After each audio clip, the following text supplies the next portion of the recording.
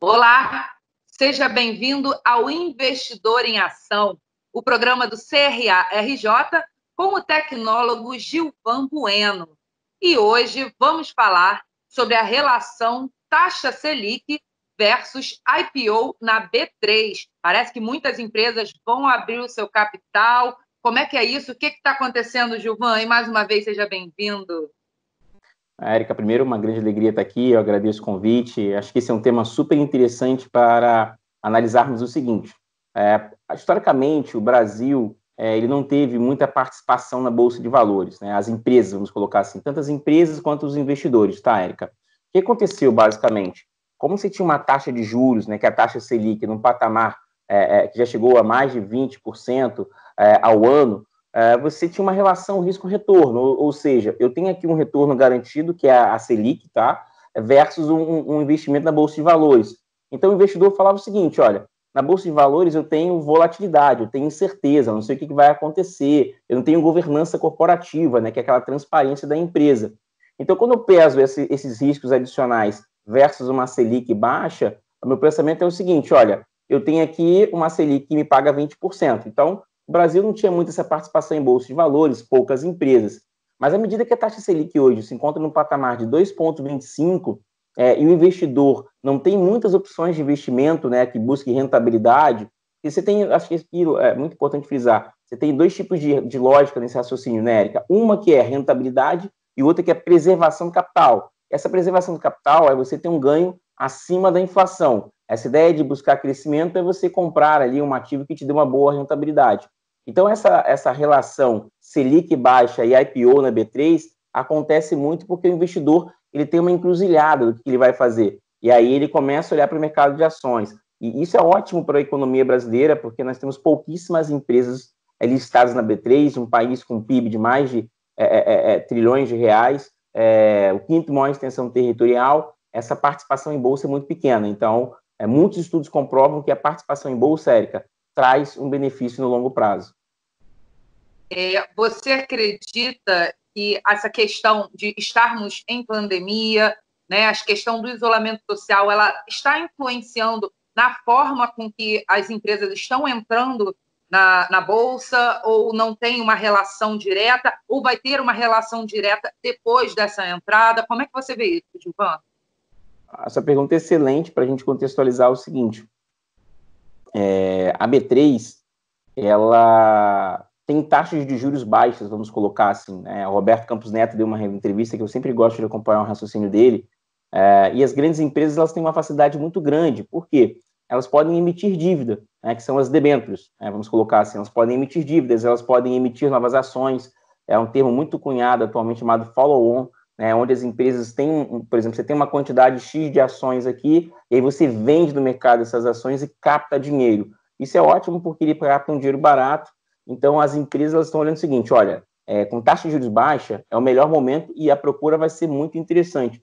Vale até destacar aqui a Ambipar, que é uma empresa que está fazendo a IPO atualmente, que é uma empresa de lixo reciclável, né? A gente não conseguia imaginar, mas nós temos da B3 uma empresa de lixo, né, que faz coleta de lixo orgânico, presente em vários países, e isso é muito possível porque a taxa de juros está muito baixa.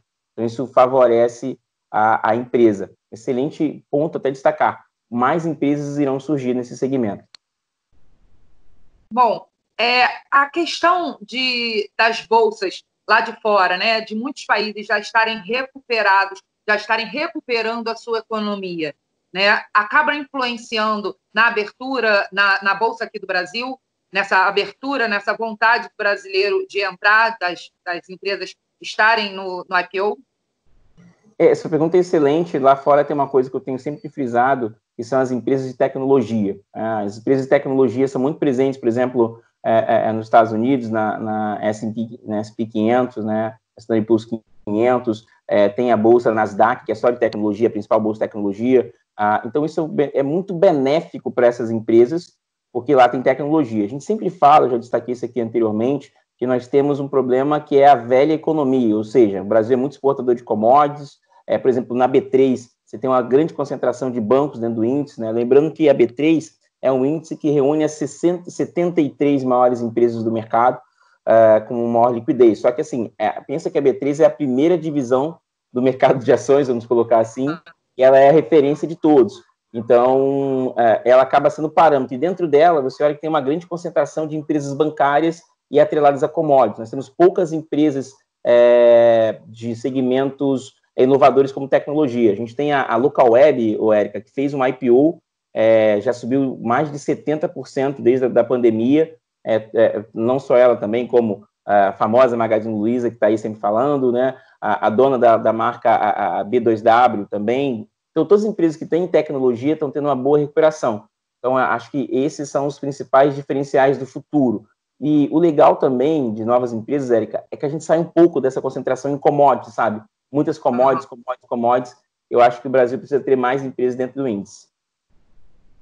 E você acredita que o que o investidor, né? Você acredita que o investidor ele está olhando de uma forma diferente para esse pós-pandemia? O que ele precisa esperar? Quais são as características que ele precisa ver numa empresa que vai abrir o seu capital para ele saber se deve ou não investir? Excelente pergunta. Acho que aqui tem um livro muito legal, né, que é o Investidor Inteligente, que é do Benjamin Button, do Benjamin Graham, né? Já ia falar Benjamin Button aqui. Um abraço para você, Brad Pitt, nos acompanhando aqui. Mas o Benjamin Graham, ele é o cara que foi o mestre do Warren Buffett. Warren Buffett, que é um dos maiores investidores do mundo no mercado de ações, e é uma lenda viva para todos nós que acompanhamos o mercado. O Benjamin Graham, ele fala algumas teses interessantes, né? Acho que o ponto mais importante é você entender a companhia, sabe? Entender o que ela faz. Até botei aqui na parede de casa, tá assim, ó, como é que a empresa ganha dinheiro, sabe? Então, acho que isso é importante, a gente pensar assim, no IPO, como é que a empresa ganha dinheiro e o que pode afetar negativamente e positivamente. Então, o legal hoje é que todas as corretoras e bancos têm enviado, e casas de análise independente, principalmente, têm enviado o relatório observando a companhia. Então, se você vai participar de uma IPO, olha, leia relatórios, entenda como a empresa ganha dinheiro e entenda os riscos dessa operação. Então, nós tivemos bons casos de IPO que deram muito certo e outros casos que não deram tão certo. Então, acho que para quem vai participar de um IPO, até o Benjamin Graham fala um pouco sobre isso, outras escolas falam o seguinte, Érica, que não é legal participar de uma IPO, de uma abertura de capital, mas acho que são duas escolas diferentes. A gente lembra, por exemplo, que o IPO da Apple, não posso estar errado, mas ele chegou a algo em torno de $4 quando ele fez o IPO dele inicial, e as empresas dispararam ao longo do tempo. Estava até essa semana postando que Lotus Renner, por exemplo, a empresa que nos últimos 15 anos cresceu mais de 4.000%. Então, esse IPO, essa abertura foi interessante. E aí um ponto que você falou da pandemia, que ficou muito claro para os investidores, é a questão de concentração em ativos, de você não ter diversificação, né? Então, às vezes, você não tem diversificação, isso pode prejudicar muito o seu negócio. O que quer dizer isso? Em março, a Bolsa caiu 42%. Então, faltou um pouco ali de diversificação para os investidores, muito concentrados. Então, se você vai entrar no mercado de ações, não entre com 100% do seu capital, sem uma diversificação, tenha a sua reserva de emergência e utilize o mercado de ações como um ponto adicional ao seu retorno. Bom, então a gente pode dizer que o investidor, além dos números, precisa entender o comportamento da empresa, né? Aonde ele vai investir, não é isso, Gilvan? Isso é importantíssimo, né? Tem um caso muito emblemático agora, Érica, que é um caso da IRB, né, que é o Instituto de Resseguridade, que é uma empresa que também fez IPO, e uma empresa chamada Esquadra escreveu um relatório questionando os números da empresa e depois verificou-se que ela tinha diversos problemas em termos de governança, em termos de transparência nos números, e isso foi um ponto importante. Então, se você vai investir, vale a pena investir um outro conhecimento na leitura do relatório. Com certeza. Bom, então, resta-nos desejar boa sorte aos investidores e que eles acompanhem a gente aqui nos próximos programas, né? Excelente, nosso programa é super atualizado, toda semana tem um tema novo e a gente sempre faz ele com muito carinho, procurando quais são as principais tendências para auxiliar e debater e apresentar a tomada de decisão. Com certeza. Muito obrigada, Gilvan. A gente se vê na semana que vem. Até o nosso próximo encontro. Tchau, tchau. Até o próximo. Bom, e você que acompanhou a gente até aqui, já sabe, semana que vem temos outro Investidor em Ação. Até lá. Tchau, tchau.